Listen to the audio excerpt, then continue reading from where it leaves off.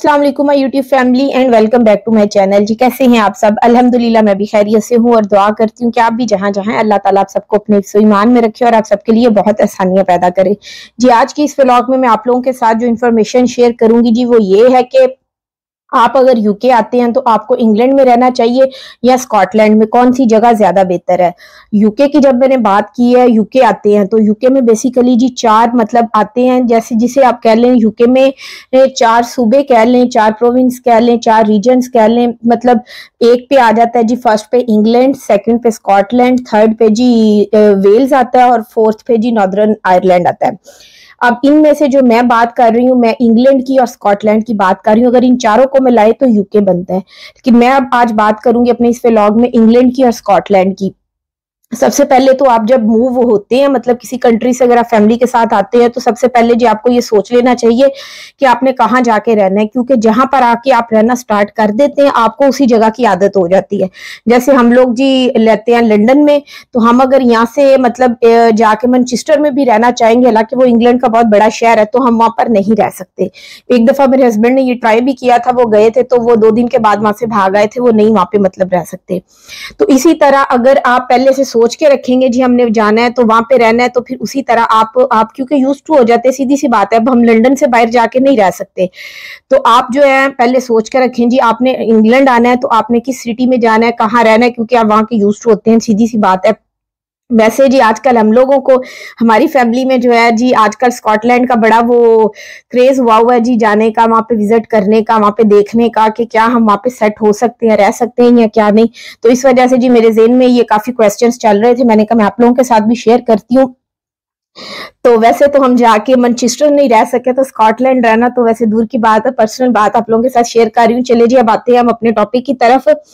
तो सबसे पहले मैं आपको बताती हूँ जी एजुकेशन सिस्टम इंग्लैंड का अच्छा है या स्कॉटलैंड का अच्छा है। वैसे अगर मैं बात करूँ तो एजुकेशन जो सिस्टम है वो चाहे इंग्लैंड का है चाहे स्कॉटलैंड का, दोनों का सेम ही है। बच्चों की स्कूलिंग से लेके जो कि 3 ईयर से लेके ना नर्सरी से कह ले, नर्सरी रिसेप्शन से लेके कॉलेज तक जो है ना वो इंग्लैंड के अंदर फ्री है। यूनी में जाके थोड़ा सा पे करना पड़ता है स्टूडेंट्स को, जो होम स्टूडेंट यहाँ के ब्रिटिश सिटीजन होते हैं उनको पे करना पड़ता है, लेकिन वो फीस मैंने आपको अपने पिछले व्लॉग्स में भी बताया कम होती है। उसके लिए भी इंग्लैंड की जो गवर्नमेंट है जी वो आपको फैसिलिटेट करती है, स्टूडेंट लोन्स देती है। जो हॉस्टल्स में जाके रहना के पढ़ते हैं बच्चे, उनको जी वो मंथली पैसे भी देती है। फुल टाइम वो स्टडी कर रहे होते हैं, वो वर्क नहीं कर रहे होते यूनी में, तो उनको मंथली पैसे भी देती है। अब हम स्कॉटलैंड की अगर एजुकेशन सिस्टम की बात करें तो वहां पे भी सेम ऐसे ही है जी, कॉलेज तक फ्री है और यूनी भी फ्री है, लेकिन उन लोगों को फ्री है जो ब्रिटिश सिटीजन है और वहां पर ऑलरेडी कम से कम यूनिवर्सिटी में अप्लाई करने से पहले एडमिशन 3 साल पहले से वहां पर रहते हो, तो उनको जी ये फ्री है। फिर यूनिवर्सिटी भी वहां पे फिर फ्री हो जाती है।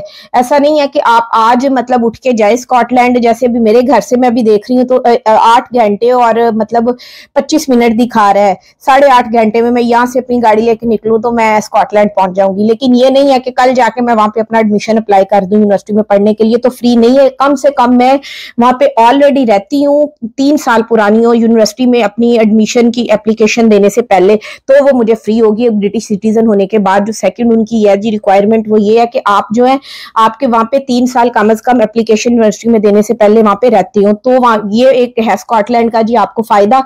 इसका बेहतरीन हाल ये है कि आप ऐसा करें जैसे कि आपके बच्चों की हाई स्कूल की एजुकेशन खत्म हो, अगर आप चाहते हैं तो फ्री यूनी में भी पढ़ना, तो फिर आप स्कॉटलैंड शिफ्ट हो सकते हैं 3 साल पहले तक, फिर यूनिवर्सिटी में आप अपने बच्चों को वहां पे फ्री पढ़ा सकते हैं।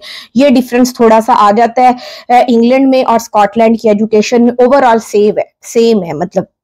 नेक्स्ट अगर मैं बात करूं NHS सिस्टम की, नेशनल हेल्थ केयर सिस्टम की, वो भी अगर बात की जाए तो वो भी स्कॉटलैंड और इंग्लैंड में तकरीबन एक जैसा ही काम करता है। लेकिन जी अक्सर लोग ये कह रहे होते हैं जी इंग्लैंड में बहुत ज्यादा रश है, बहुत लंबी क्यूज है, बहुत वेट करना पड़ता है, पर अभी तक मेरे साथ ऐसा कुछ नहीं हुआ अल्हम्दुलिल्लाह। इंग्लैंड का भी जो है इंग्लैंड में भी NHS सिस्टम वैसे ही काम करता है जैसे स्कॉटलैंड में करता है। वो और बात है कि स्कॉटलैंड में पॉपुलेशन थोड़ी कम है, लोग कम है, और वो वैसे भी छोटा मतलब है कंपेयर कंपेयर टू इंग्लैंड के। इंग्लैंड इतना बड़ा है और जितने भी लोग बाहर से आते हैं वो ज्यादा प्रेफरेंस करते हैं जी इंग्लैंड में रहने को, क्योंकि इंग्लैंड में आप लंदन में नहीं है तो मैनचेस्टर, बर्मिंघम, लिवरपूल कहीं भी जाके आप रह सकते हैं।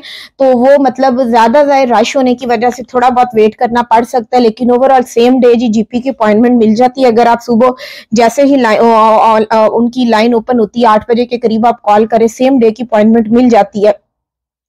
और इमरजेंसी में भी जाएं, अगर आपका सीरियस मसला है तो आपको फौरन ट्रीट करेंगे, अगर थोड़ा नहीं है तो फिर आपको वेट करना पड़ता है, जो कि 3, 4, 5, 6 घंटे भी वेट हो सकता है इमरजेंसी में। सेम ऐसे ही है स्कॉटलैंड में, वैसे मैंने बताया कि वहां पे मतलब छोटा है, वहां पे लोगों का रश भी नहीं है, तो सीधी सी बात है जब रश नहीं होगा तो आपकी बारी वहां पे जल्दी आ जाती है। तो कंपेयर टू इंग्लैंड अगर बात करूं तो वहां पे थोड़ी मतलब आपका जल्दी सारा ट्रीटमेंट हो सकता है, लेकिन इंग्लैंड का भी जी अल्हम्दुलिल्लाह बहुत अच्छा एनएचएस सिस्टम है। स्कॉटलैंड में ये फायदा है आपको, वहां पर जी आपको प्रिस्क्रिप्शन की फीस नहीं देनी पड़ती, वो फ्री होती है। प्रिस्क्रिप्शन क्या है जी, ये एक स्टैंडर्ड फीस है जो गवर्नमेंट ने डिसाइड की होती है, आपने वो पे करनी होती है, जो कि हर साल 5-10 पेंस पड़ती है।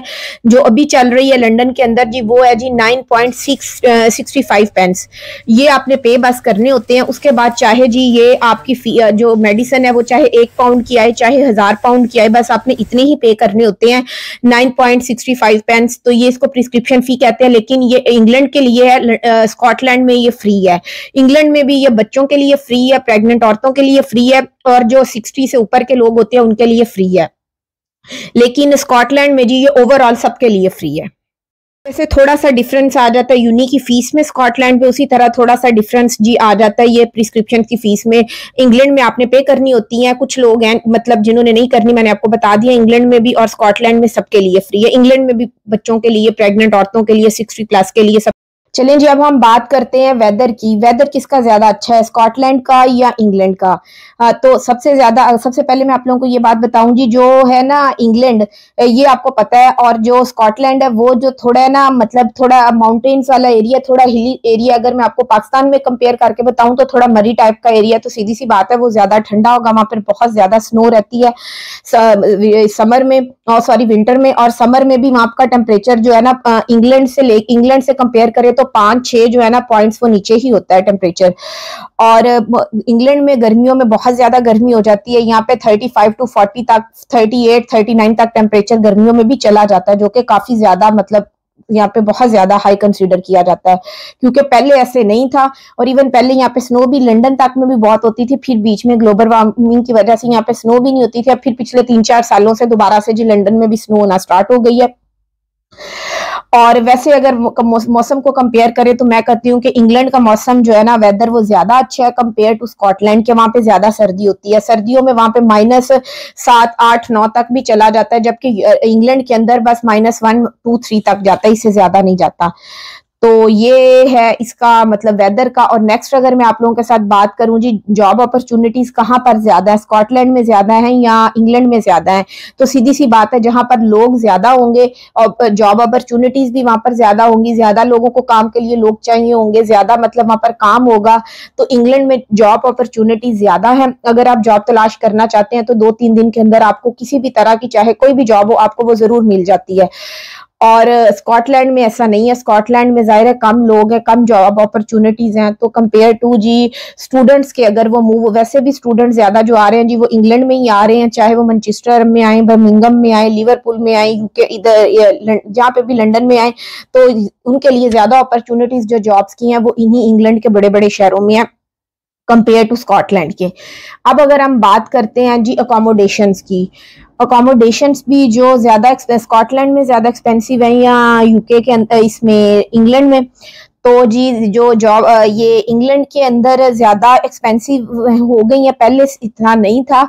अब जैसे स्टूडेंट्स आ रहे हैं, अगर वो एक कमरा, मैं अगर बताऊं आप लोगों को, ईस्ट लंदन वाली साइड पे इल्फर्ड लेन में कहीं इस साइड पे आपको 300-400 का मिल जाता था, तो अब वो जी आपको 900-800 से नीचे एक बेडरूम भी जो है ना वो स्टूडेंट्स को नहीं मिलता। और उसके बाद जो अगर स्कॉटलैंड की बात करें तो स्कॉटलैंड में जी आपको जो है ना वो इजीली मतलब वहां पे मिल जाता है। जैसे कि आपको पता है वहां पे अगर ज्यादा क्राउडेड एरियाज देखे तो जो उनका इडनब्रो है, जो कैपिटल है स्कॉटलैंड का, वहां पर और ग्लासगो में लोग जाके ज्यादा रहना पसंद करते हैं, तो वहां पे थोड़ा सा एक्सपेंसिव हो सकता है, लेकिन इंग्लैंड की निस्बत वो भी कुछ एक्सपेंसिव नहीं है। जितने का यहाँ पे आपको एक कमरा मिलता है उतने में आपको जी वहां 2 बेडरूम का घर आराम से मिल जाता है। तो यहाँ से अगर आपने रहना है तो इंग्लैंड स्कॉटलैंड थोड़ा सस्ता है कंपेयर टू इंग्लैंड के, आप वहां पर अगर जाके रहना चाहते हैं। लेकिन ओवरऑल जी को पता है अकोमोडेशन क्राइसिस चल रहे हैं, पूरे यूके में ही चल रहे हैं, हर जगह यही है। लोग प्रॉपर्टी खरीदना तो दूर की बात है, कहते हैं हमें कोई मुनासिब सा घर ही मिल जाए रेंट के ऊपर तो बड़ी बात है किसी भी एरिया में जाके। और उसके बाद जी अगर हम ये देखते हैं, और उसके अलावा अगर हम देखें जी स्कॉटलैंड ज्यादा सेफ मतलब कंट्री है या इंग्लैंड, तो स्कॉटलैंड में जाहिर है मैं हर बात में ये आप लोगों को कह रही हूँ कि जो मतलब जहाँ पर रश ज्यादा होता है, ज्यादा क्राउडेड एरिया होता है, तो वहां पे ही ज्यादा फायदे जहाँ पर होते हैं, वहां पे जैसे जॉब अपॉर्चुनिटी ज्यादा, तो वहां पे कुछ नुकसानात भी होते हैं। उन्हीं में से जी ये भी है, यहाँ पर क्राइम रेट जो है ना इंग्लैंड में थोड़ा सा हाई है, और स्पेशली लंदन के अंदर तो बहुत ज्यादा ही। मैं आपको अपने पर्सनल बताऊं तो मेरी आंखों के सामने की बात है जी, यहाँ पे हमारे घर के बाहर कुछ हो जाता है तो हमें, लेकिन ये बात है कि यहाँ पे इन चीजों को हाईलाइट नहीं करते। अब कुछ हुआ होता है तो आप थोड़ी देर के बाद मतलब वहां से गुजरते हैं तो वो बिल्कुल सारा कुछ उन्होंने क्लियर कर दिया होता है, मतलब पता भी नहीं चलने देते। और हमारे पाकिस्तान के मीडिया में उन चीजों को इतना उछालते हैं।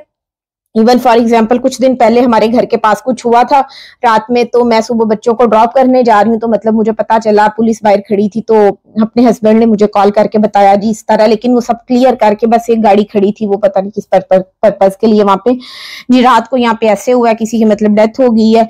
तो किसी ने मतलब यहाँ पे पता है आपको गन अलाउ नहीं है यूके के अंदर ना, तो लोगों ने मतलब छोटी छोटी छुरियां रखी होती हैं, वो बस उससे फिर वो मारते हैं, अगर मैं आपको बहुत सिंपल एक्सप्लेन करके बताऊं। और ये भी ज्यादा यंगस्टर करते हैं जो आपस में मतलब कुछ गलत कर रहे होते हैं ड्रग्स वगैरह, तो आपस में उनकी अगर ज्यादातर मैं नोट करूं तो ना बने, तो फिर वो ये मसले करते हैं। मुझे इन टॉपिक्स पे बोलना तो नहीं वैसे चाहिए अपनी इस वीडियो में, तो एनीवे तो वो इन चीजों को हाईलाइट नहीं करते, खत्म कर देते, लेकिन लंदन में ये इंग्लैंड में सबसे ज्यादा। और अगर हम स्कॉटलैंड साइड पे जाएं तो स्कॉटलैंड में जी ये बहुत कम है, क्योंकि वो ज्यादा पुरसकून पीसफुल एरिया है, वहां पे इतना सुनने में नहीं आता। तो इंग्लैंड में ये इस तरह का थोड़ा बहुत मसला है, पहले ये नहीं थे, अब जाहिर है रश ज्यादा हो गया। सारी दुनिया से मैं कहती हूँ कोई ऐसा दुनिया का मुल्क नहीं है जहाँ के लोग यहाँ पर नहीं आते, तो बहुत ओवर क्राउडेड है, उस वजह से इस तरह के मसले फिर जाहिर है बढ़ते हैं। जहाँ पे लोग ज्यादा हो तो इस तरह के भी फिर मसले होते हैं। क्राइम रेट अगर बात करें तो इंग्लैंड में थोड़ा हाई है कंपेयर टू स्कॉटलैंड। एनीवे जी होप सो जी आप लोगों को मेरा आज का व्लॉग इन्फॉर्मेटिव लगा होगा। Thank you so much for watching. Please मेरे चैनल को सब्सक्राइब कीजिएगा, वीडियो अच्छी लगे तो इसे लाइक कीजिएगा। अल्लाह हाफिज। मैं आज के व्लॉग का एंड करती हूँ जी, अल्लाह हाफिज।